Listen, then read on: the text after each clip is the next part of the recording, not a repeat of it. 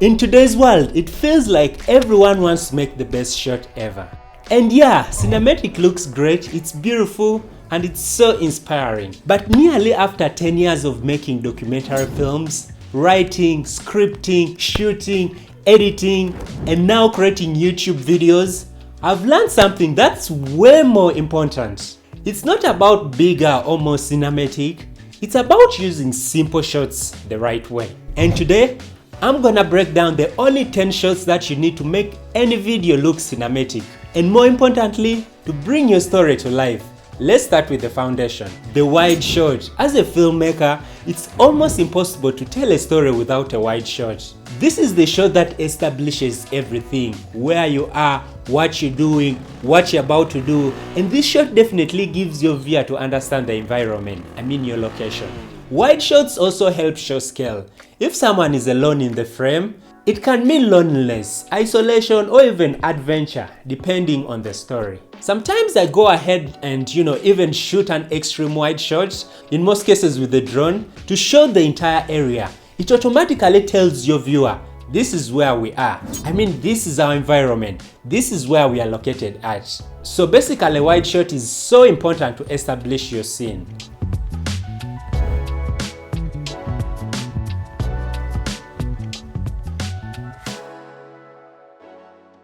Number 2, the medium shot. So basically, the medium shot is always framed from the waist up, as you can see it right now. You can basically still see the environment and what the subject is doing.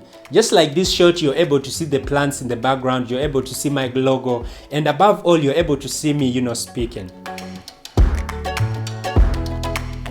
Another perfect example is this, when I'm using my laptop to script this video. And another one is this, when I'm just walking and heading to town. It's the perfect middle ground, not too close, not too far. With this shot, you can still see the environment and what the subject is doing.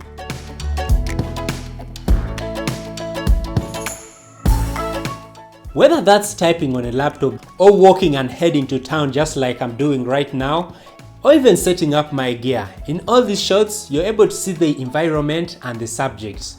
A medium shot is a great way of showing context with emotion. In most cases, I use this shot immediately just after the wide to bring us closer to the subject while still grounding us in the scene. Sometimes I'll just go ahead and shoot an extreme medium shot, just like this interview, whereby it's just a little bit above the waist. It's still perfect and it adds a lot of depth into your video. Number 3, the close-up. We're now getting intimate. Close-ups are perfect for focusing on specific details. A face, a phone, a hand, a wallet, whatever you want the viewers to focus on. Take notice. They are also pretty much amazing for showing raw emotions. Someone thinking, smiling, feeling sad, or even intense. When I want to closely emphasize on something, I normally go ahead and shoot an extreme close-up. Just the eyes, a button click, a coin in my wallet. This is a good way of making your video cinematic, and it will attract the attention of the viewer to something very specific. The closer you get, the more tension you can create. And basically, close-up tells the viewer, pay attention. This is what matters. Number 4, over-the-shoulder shot, OTS. The over-the-shoulder shot is exactly what it sounds like. You simply place the camera behind the subject's shoulder and you show what they are looking at. This is so important and useful during conversations and interaction. Just like this, me cracking a joke and having an interaction with my dear friend. We can also use an over-the-shoulder shot when someone is working on a laptop or even reading a novel or a book. It gives the audience a sense of being right there in the room. Being right there with the subject. And it makes them feel like they are part of the moment. It makes them feel like they are part of the scene. And man, whenever I'm shooting my films or YouTube videos, I make sure I have an over-the-shoulder shot to make the audience feel like they are part of the moment.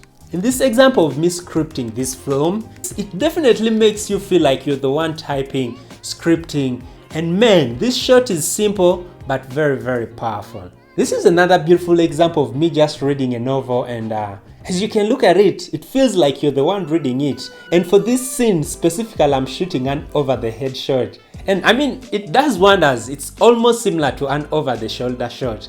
Is there an over-the-head shot really? I mean, whatever case it is, it just makes you feel like you're immersed into the scene. Number 5, point of view, aka POV. A POV shot shows us exactly what a character is seeing from their eyes. This instantly puts the viewer in the moment. For example, every day in the morning when I wake up, I go for a jog. And just having a normal shot when I'm jogging and then incorporating a POV shot just like this, it makes you feel like you're the one jogging. It makes you feel like you are in the scene. Using a POV shot will definitely make you feel like as if you're the one running, as if you're on the journey to accomplish what the subject is doing. And another perfect example of me just using my phone, scrolling, it will instantly make you feel like you're the one, doing what I'm doing. POV shot feels real, and that's exactly what makes it immersive. Number 6, tracking shot. A tracking shot is when the camera follows the subject as they move. I mean walking, running, whatever situation it may be. A tracking shot definitely gives a feeling of progress, journey and movement. You basically don't need a gimbal to do this. Even handheld, I mean just with your phone, you can definitely do this as long as you keep it stable. But if you have gears like gimbal, even better, I mean go for it. That will make it even more smooth and steady. It will make it more cinematic. Tracking shots definitely makes your story feel alive and it keeps the viewer engaged with the subject's motion. Number 7, movement in frame. This is definitely one of my favorite shots. Instead of the camera moving, the subject moves within a still frame. They walk into frame, they walk through the frame, and also, finally, they can walk out of the frame.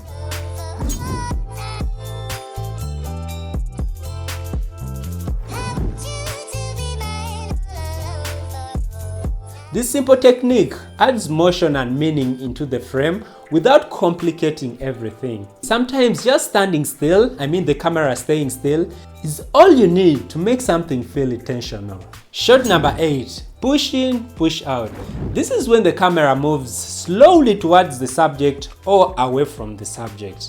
A push-in builds intensity or emotions, and it simply says something is about to happen. I use this a lot when I want the viewer to, intentionally get drawn into a moment. A pull-out does exactly the opposite.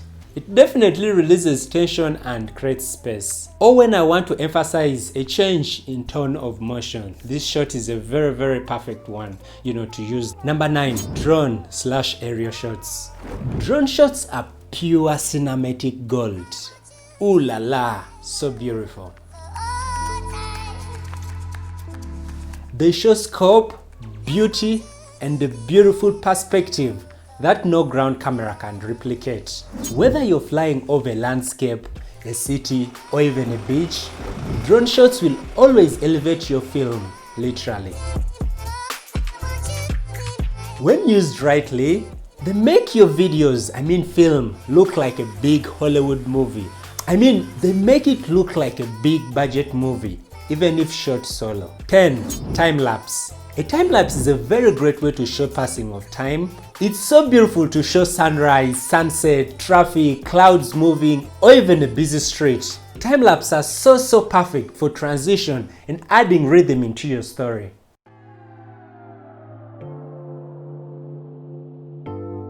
Bonus shot. The bonus shot is the high and the low angle. A high angled shot with the camera looking downwards makes the subject look smaller, vulnerable, or even weaker. A low angled shot with the camera looking upwards gives the subject power, gives them confidence, or even makes them to feel a little bit intimidating. Just a small change in the angling of your camera, either high or low, it can completely shift the tone of your scene. Final thoughts. So that's it. The only shots you need to make your films look cinematic and tell a powerful story. It's not about fancy equipment, gears, cameras, editing softwares, or even complicated techniques. It's all about using simple shots the right way. If you want to see how I film all these shots behind the scenes, please check the video right here. Is it here or here? I'll put it right here and also down in the description. Thanks for watching. See you in the next video. We out.